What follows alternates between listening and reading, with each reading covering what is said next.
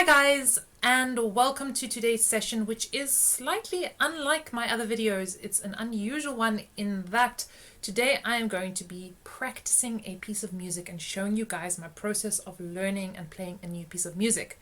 This kind of forms part of my 21-day practice challenge series where you guys will sight reading a piece of music and have to prepare the study for next week. And so I want to show you my process on how to practice it and how to read through it. This is a brand new study for me. I have not, to my knowledge, played this before. So I'm going to show you my process of how I kind of learn these notes and grapple with this piece of music. This video is going to be a lot less edited and kind of gimmicky than usual. So bear with me. I am just doing something slightly different here, and I hope it is very informative and that you learn a lot. Okay, so I'm playing study number 21 from Andersen Studies Opus 63. So this study I'm working on here today, you can see it is specifically a challenge because of the articulation, but also because of those 6 flats halfway down that page. Yeah, it gets really nasty. So that is the kind of 2 main challenges here.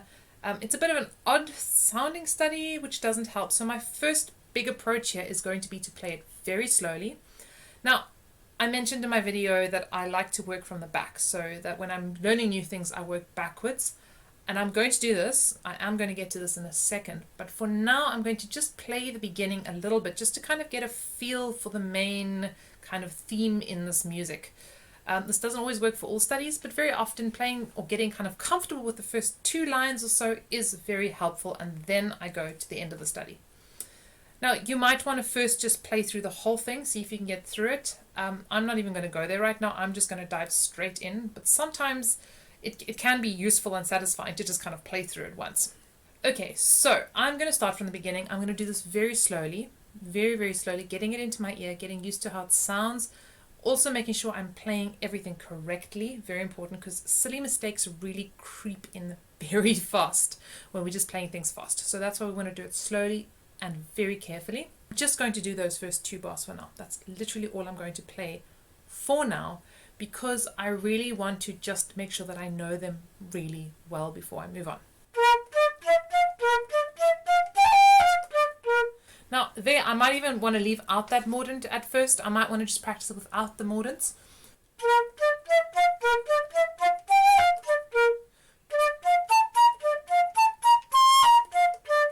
Just those first 2 bars. That's all I'm doing. Let me try it now with the mortants. Famously horrible E's. My E's are sounding a bit cracky, so I'm just going to focus on them.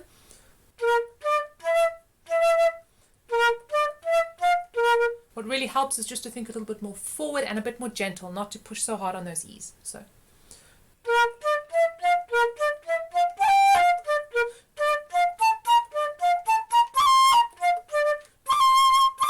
Second trill key there for that high C, not the first one. I use the first one, it's the second one.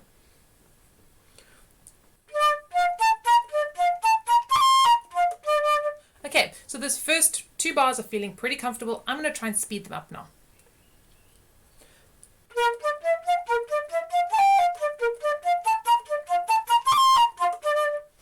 What really helps on those mortants, I didn't do it in the first one, is to aim for the bottom note. Da da da da da da. Don't kind of jump for the high note, but aim for that low note. So I'm going to aim for the G and then add the mordant. Like that.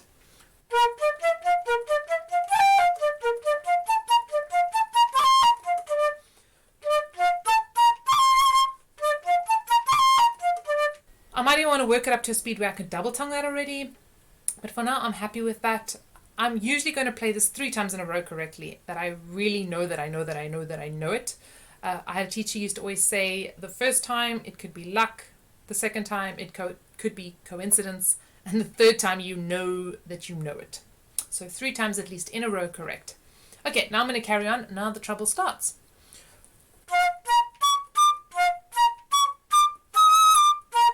As you noticed, I went slow again. I sped up those first 2 bars, but now I'm going slow again, and I'm not going to go fast. I'm really going to keep it slow, leaving out those mordants again for now.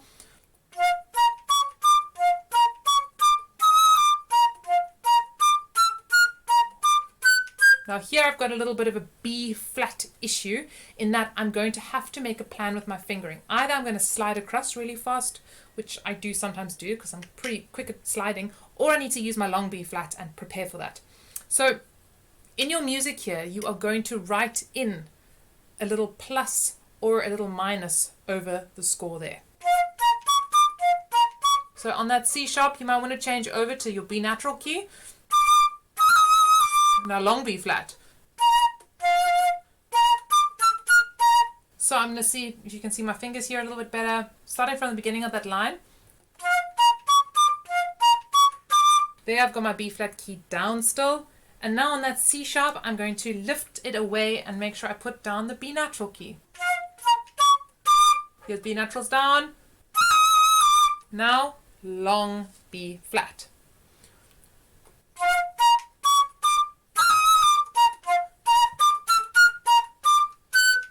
So that I'm ready for that nice F sharp.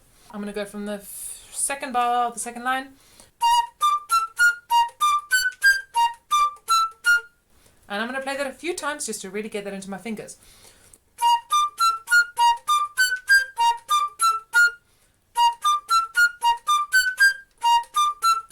There we go. So I'm noticing, there's that little repeated pattern. Now I'm going to put those two measures together and I'm going to try them.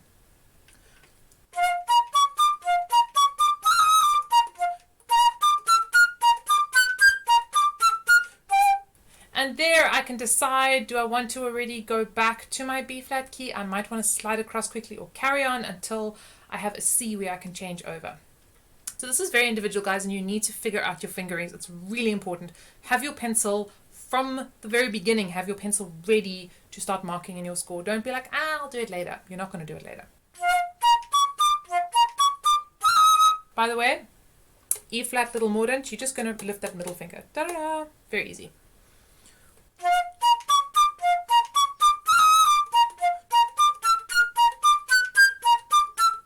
So up until there now, I'm feeling pretty confident, feeling pretty comfortable. I've figured out my fingerings. I know what I'm doing there. Now I can even try and put it together from the beginning up until that point, which I'm going to do now.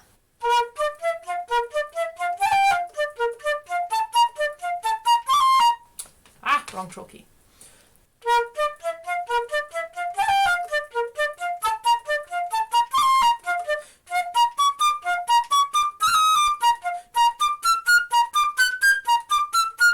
Now, I have to be honest, even though I technically played all the right notes, that first bar on the second line, or the first measure on the second line, it felt a little bit unsure. It felt a little bit insecure. And so I'm not going to settle for, I just made it. I'm going to go over that and I'm going to make sure I really know what I'm doing, because those changes in fingerings are throwing me off and confusing me, and I don't want them to. So I'm just going to do that bar.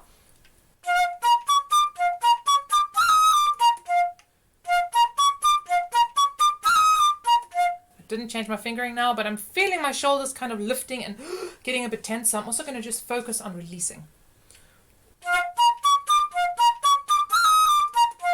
Just like that. Much better. I'm going to do that 2 more times in a row and then I'm happy.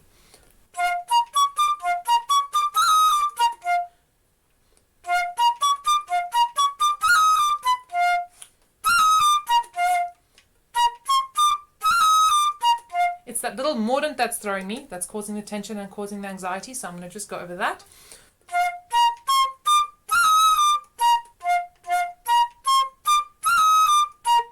Until my fingers are calm and relaxed about that movement. This is really the thing. You want to practice in calm, relaxed, easy fingers. You don't want to practice in stress or, oh my goodness, I just made it. Not helpful. Not at all helpful. And this is why we want to do things slowly. Always slow until we don't have to do it slow anymore, and then it'll still feel slow because you'll be so good at it you won't even realize it's gone faster.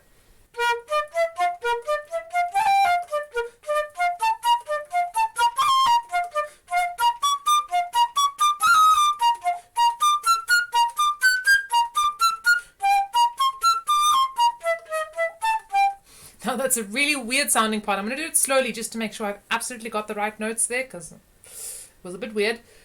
There's still a moment of like anxiety in that one little bar. So what you could even do is take your pencil and make a mark there. So mark with your pencil, okay, this little area is one little area that I might want to and need to come back to a few times this week. found a little tense spot, I'm going to work on that. Don't like overmark your music, like don't make like big angry circles around the notes, because those are really hard to erase later and we're going to need to erase them. So please don't do that. It's not helpful. Okay, so up until that point, so basically the end of the fourth bar, I feel, okay, I'm pretty reasonably sorted. I know more or less what I'm doing. I'm going to carry on now to that next bar that sounds weird. I'm going to do it slowly just to make sure I'm playing the right notes.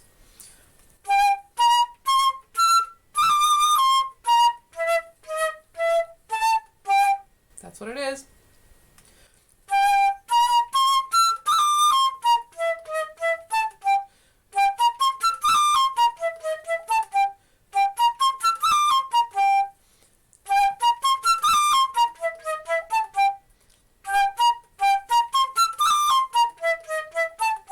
Okay, I'm going to sew it together. I'm going to do that whole second line together.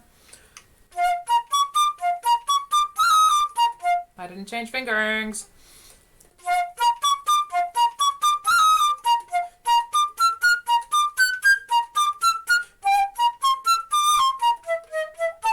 So I am changing over there. So I'm going over to my B flat key again, somewhere after that high F sharp. So it doesn't really matter where, but I am kind of changing. Maybe even on that high G is a good spot because your thumb's lifting anyway. Actually, that makes a lot of sense. Why didn't I think of that?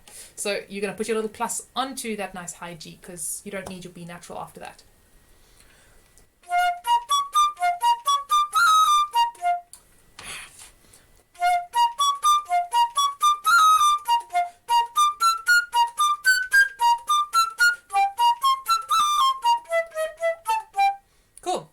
Coming along. As you can see, there's certain little mistakes that I'm starting to make, like I'm not changing that fingering. So I might want to just stop, take a moment back, don't make the same mistakes again, and go over that a few more times slowly to make sure that I'm putting down the correct fingers. I don't want to put down wrong fingers and get into a habit of practicing in the wrong fingers. Not helpful. So I might just do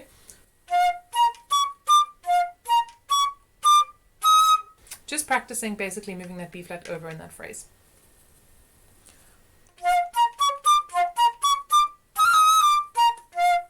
Just like that.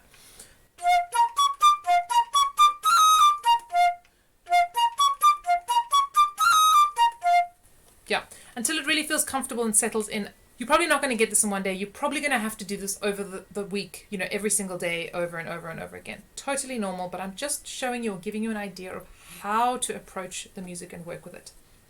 Okay, so those are basically my two first lines done. Now, at this point, maybe I've been working for a good 15-20 minutes, and I might be feeling a little bit tired. I might be like, okay, I need a quick break. Maybe I'll take some water, I'll go drink something, I'll do something just to kind of break out of exhaustion. Now, I'm going to try and play through these first two lines and see if I can get them without a mistake. Ideally, you're going to do it 3 times in a row as well. I'm not going to do it 3 times now because I want to just flip to the end and I want to start working a little bit from the back. So I'm going to play.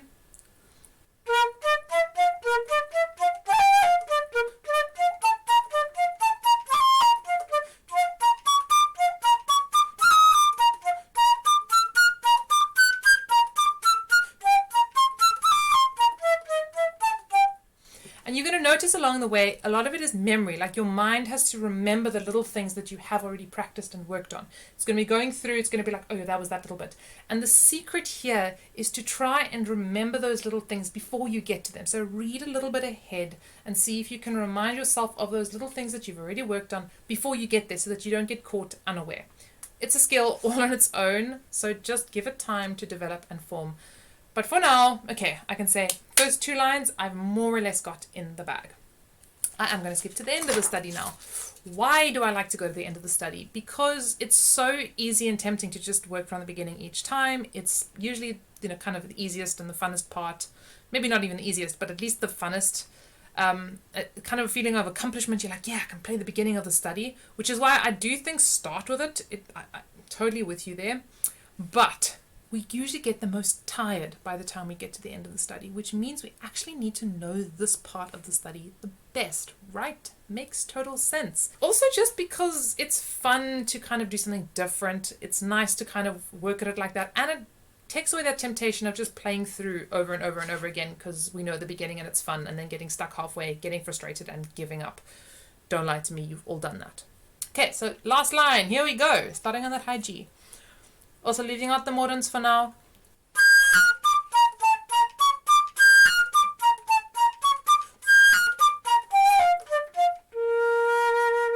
Nice and repetitive, not too bad. Usually the endings are actually pretty like doable. It's somewhere in the middle that things get really weird. Now I'm going to add the little mortants in. Now, technically speaking, we would have to do a G to high A trill, which is kind of an overblown, you hold the low G fingering and you do an overblown kind of a trill. So you do.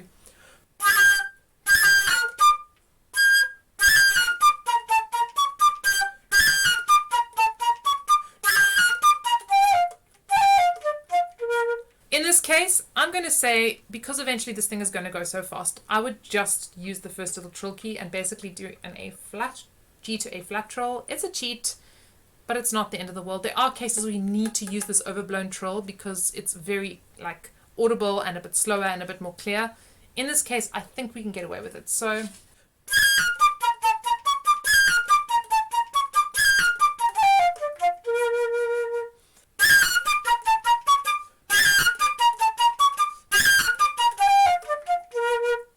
yeah, I think it's a bit of overkill. I would probably just use that little A flat trill key.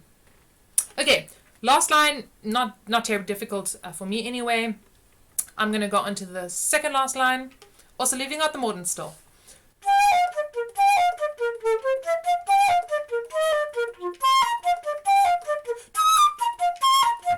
Now I'm getting quite bold with my tempi here already, like I'm getting really fast already. I'm going to slow it down. Not because, I mean, I can play it.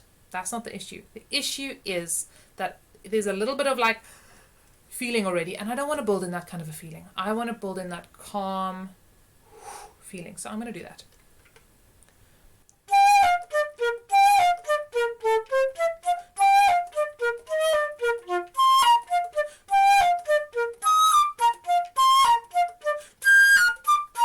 I like to sometimes just sew the kind of two together by going to that first few notes of the next line already, just so I'm kind of building in those, what's the word? Bridges between sections. Okay, I'm going to start adding the mortants now, also slowly, and once again, aim for the bottom note of the mortant. It really helps. So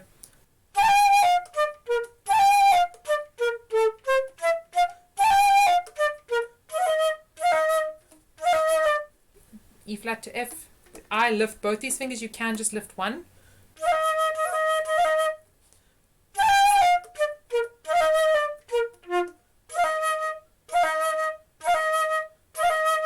Now, here you're going to want to play, if it's possible, on the second note of that mortant to lift this finger. It just sounds a lot nicer.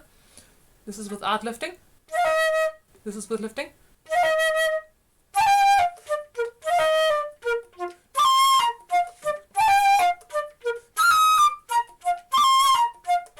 Now, I'm not going to go through every single one of these mortants. If you are doing this study and you've chosen to work on it, I'm dropping a link to it down below, by the way, for any of you advanced players who are brave enough. But if you ever have any mortants or trills, my advice is go Google it. Seriously, go Google it. There are whole trill charts and fingering charts that you can work with that you can really get these trills for. Okay, I'm going to try and speed it up a little bit.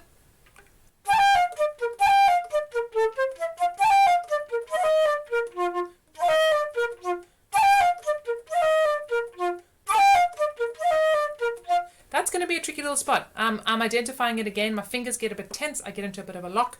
And so I want to, once again, just calmly and slowly work out those notes.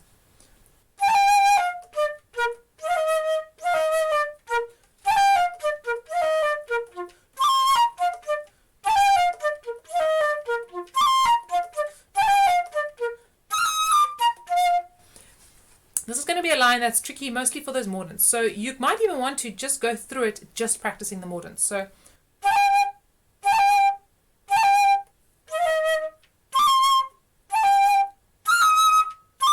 and a bit faster.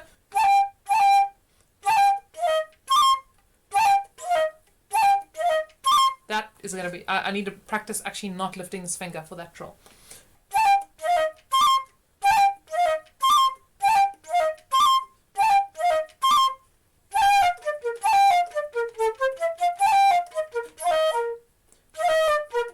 Okay, now I'm going to practice just that bar slowly.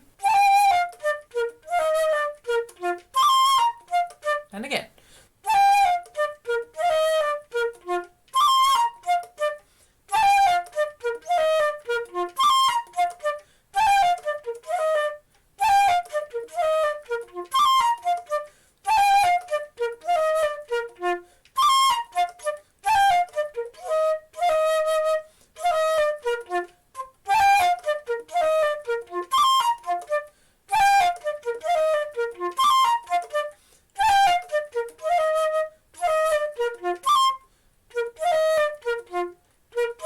So there I'm just isolating that one little mordant now. I'm literally just isolating him because he is the problem, right? So I want to fix him.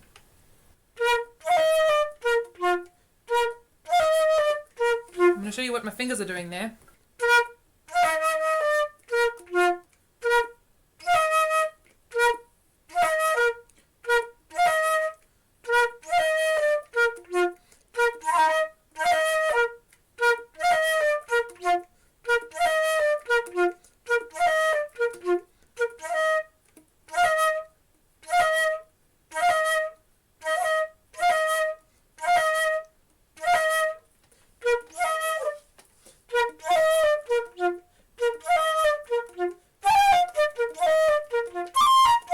So I'm really isolating that movement. I want to lift that index finger for the second part of that trill because it has to be up for the D anyway. So I'm just training that really specific movement.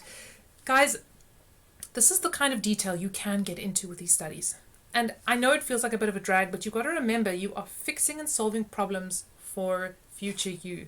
These things come up in pieces, and so we are fixing them now in an etude or in a study that's going to help, and it's going to kind of seep over into your other repertoire in music and into your general technique, which is great. Okay, I'm going to do from the beginning of the line.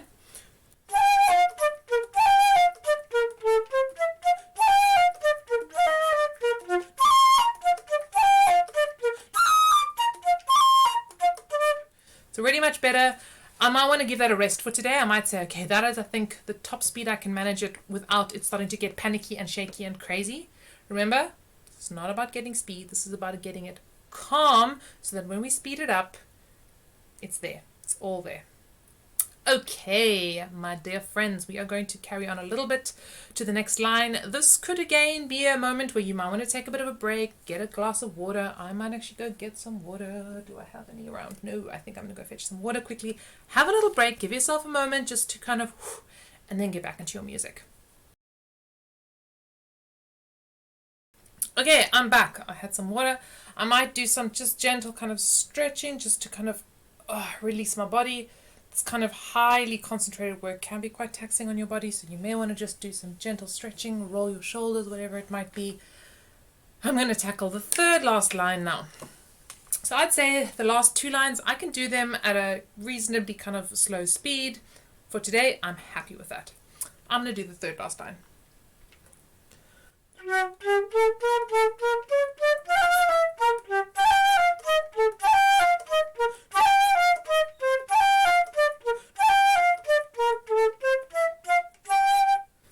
Up to there. Let's do that again.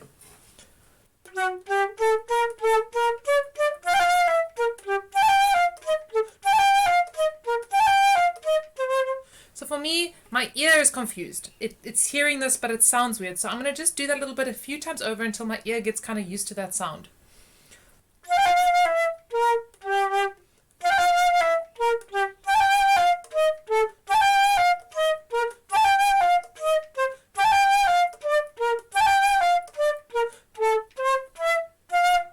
There it is.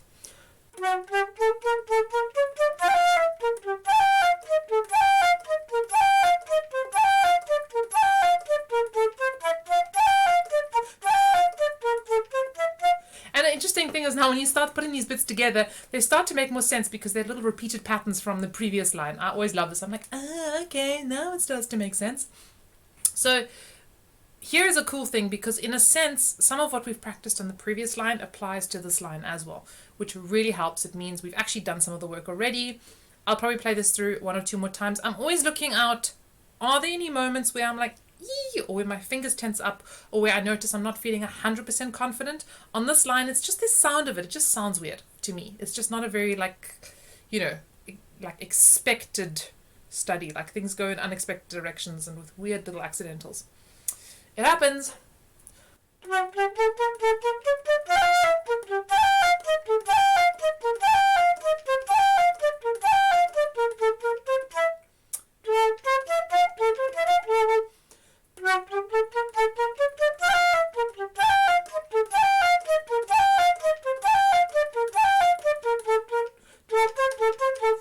I wanted to go in a scale, but it's not a scale.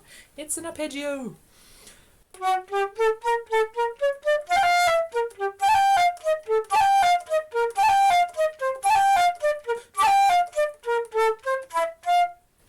Okay, now what I'm going to try and do is I'm going to try and put these 3 lines together. I'm going to see if I can practice all 3 lines and get through all 3 of them.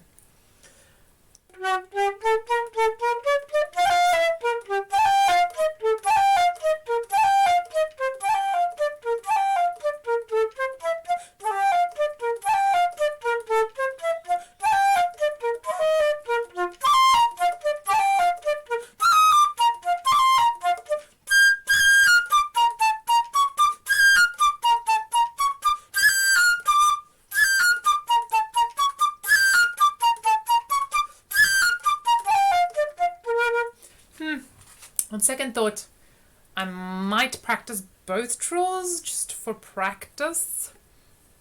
I'm going to decide, see how it goes. I guess when it's a lot faster. And this brings me to a really important point. Always think about your eventual speed. Make decisions based on fingerings and articulations, all that stuff based on eventual speed. So it's no good practicing this all long and legato when we're going to be doing it super short and kind of staccato eventually. Silly. Also, don't choose crazy fingerings that are not going to work if it's really fast. Okay, so always practice in slowly what it's going to be when it's fast. Really important. Now, one little moment that I noticed was the crossover from the second last to the last line. So I might want to just go over that a little bit.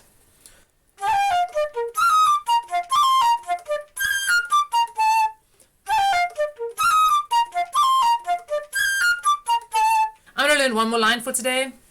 And then that's my bit I'm learning for today. If you guys are following my practice series, you will, number 1, know that the reason I'm even doing this study is because I just put a blindfold on and opened the book wherever. So that's how we got to the study in the first place.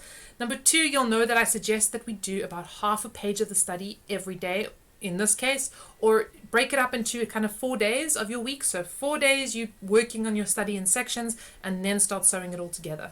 So for today, I think I'm going to do one more line and then I'm done, at least for this practice session. Maybe later I'll come back and I'll do a bit more because I'm feeling adventurous and I feel like it. Don't try and do too much in one practice session. It is overwhelming and your poor brain is going to die. Don't do it.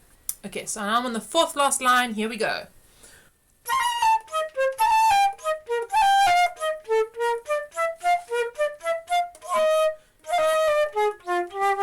I'm going to do this slower. I'm getting ambitious again. So this is so important. Like when you work up a speed of a line, don't like suddenly start the new section in that speed. Go back to the slow speed. Go back to the calm, relaxed feeling.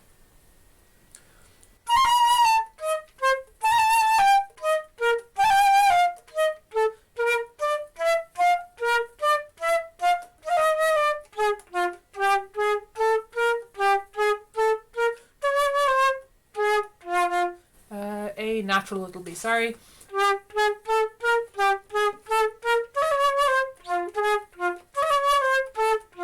That's it.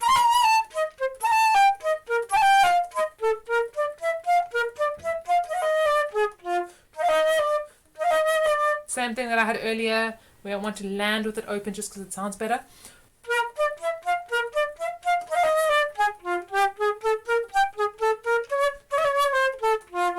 This is a bit of a tricky line. I could really practice this a few times slower and just a bit calmer.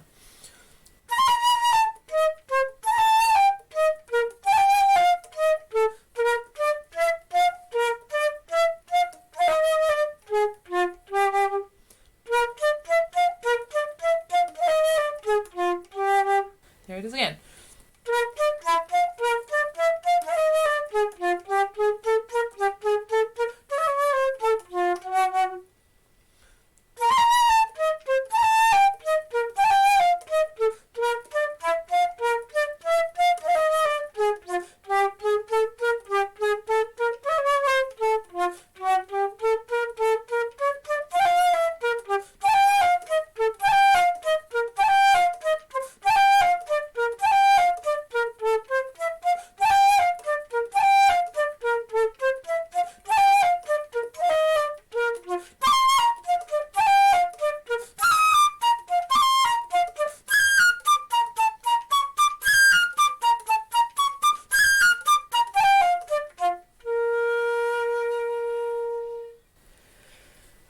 guys, when you start getting impatient, it's time to quit for the day or for a while. Go take a bit of a longer break. Go do something fun. Come back to it. You'll be amazed about what sticks, what doesn't stick, and you have to re-go over. But a lot of this is getting it into your memory. You're getting all these little moments, all these little turns of phrases and difficulties, technical difficulties into your memory. So keep chipping away at it. Keep working away at it. It is a mammoth task. It really is a mammoth task. It's a mammoth task for me, and I've done a lot of this kind of work in the past. I haven't done it in a while, I'm going to admit that. So I'm excited to get back into it, but it is challenging. Guys, if you enjoyed this type of video, I'm going to ask you two things. Number one, let me know down below if this is something that you find useful and helpful. And number two, consider checking out my Patreon page, because I do these kinds of videos actually fairly regularly. We go through different pieces of music like this where I kind of get more into the musical side of things, so maybe not quite so technical as this video, but I really get into the like nitty-gritty musical aspects of things as well as technical aspects of things. Also, if you haven't yet joined my practice challenge, it's not too late. You can still join. You can still get on board with this etude, and eventually all those videos are going up on my website, so you'll be able to do the challenge afterwards. I have a bunch of other cool things that I'm planning to keep us all engaged and practicing, and hopefully just a little bit distracted in this time while the world around us is going a little bit crazy. Sending love to all of you. Stay healthy, and I will see you soon.